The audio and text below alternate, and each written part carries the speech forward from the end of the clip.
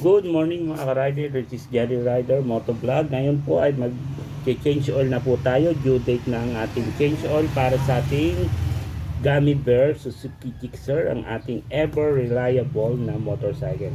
I have been using this motorcycle ever since na siguro almost 7 years to 8 years na.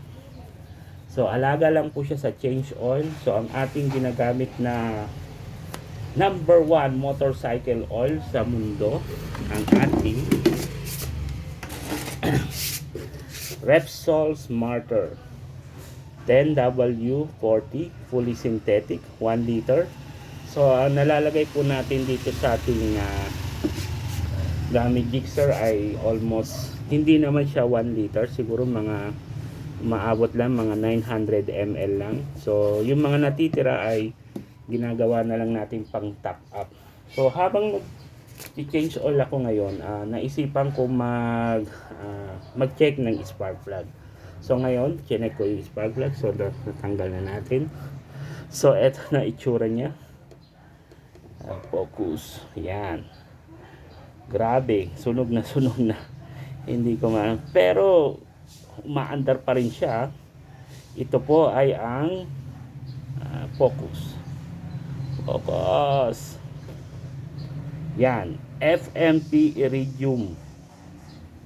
So kung makikita nyo po ay FMP Iridium CR8E. So makikita nyo po masyadong sunog na.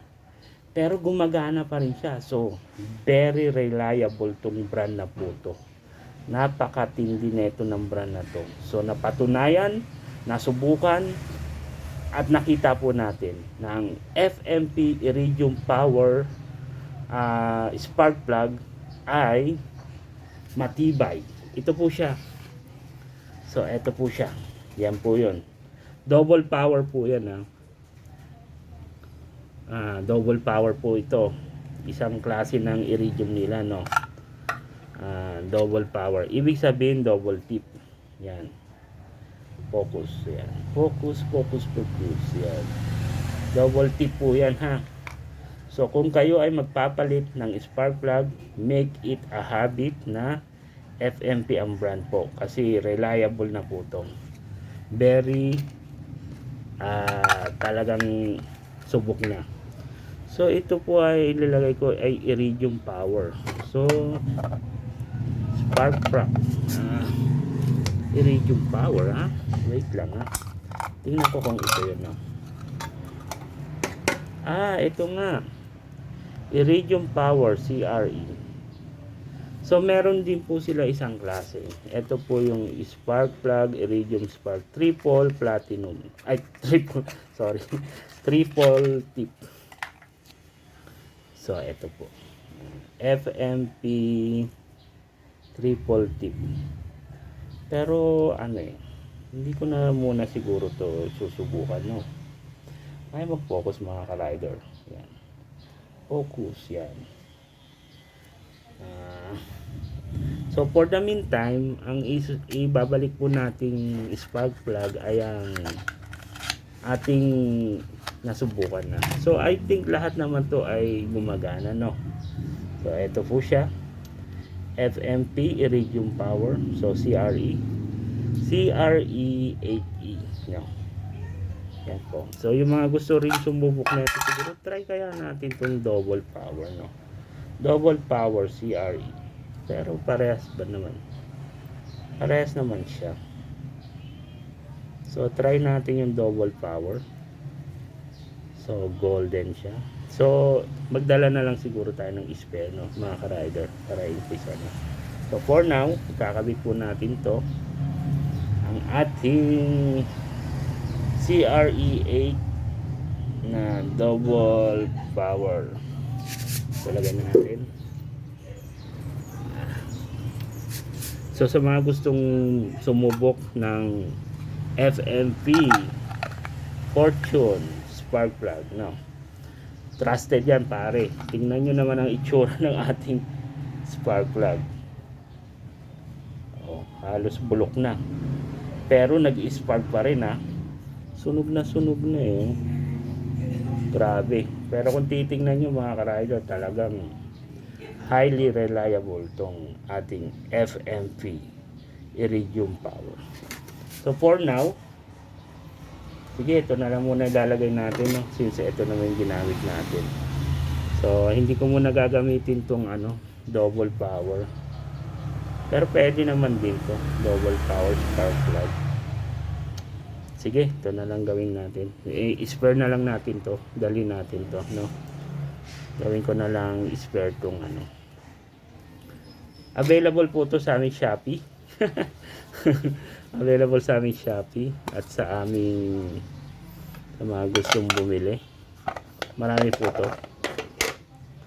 So, meron din po silang triple tip. So, saka na lang natin to susubukan, no? So, sa ngayon, mga ka-rider, so, ito gamitin natin. So, pwede naman natin gawin. So, wait a minute.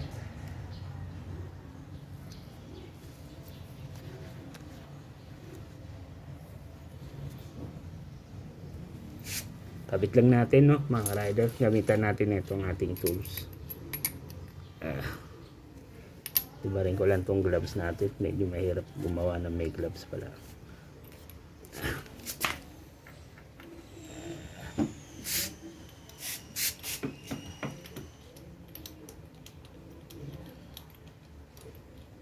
Pasok naman eh.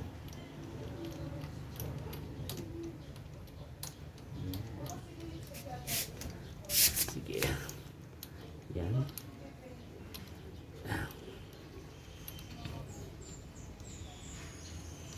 So sa mga gusto mag dyan, ng mga maintenance, so lagi natin i-check yung ating spark plug, no?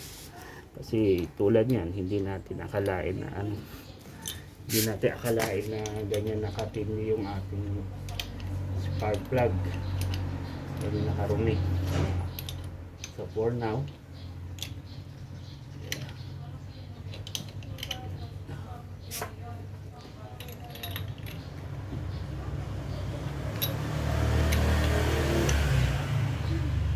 yan. So nalagay na natin, no? I-testing natin mga ka-rider.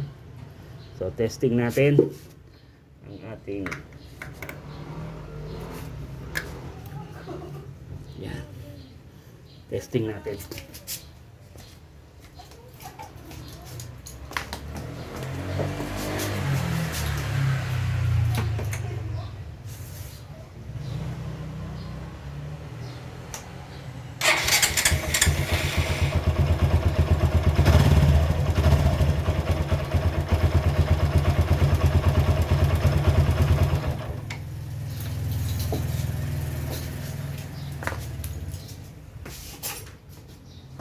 So yan mga ka-rider, gumana siya, no?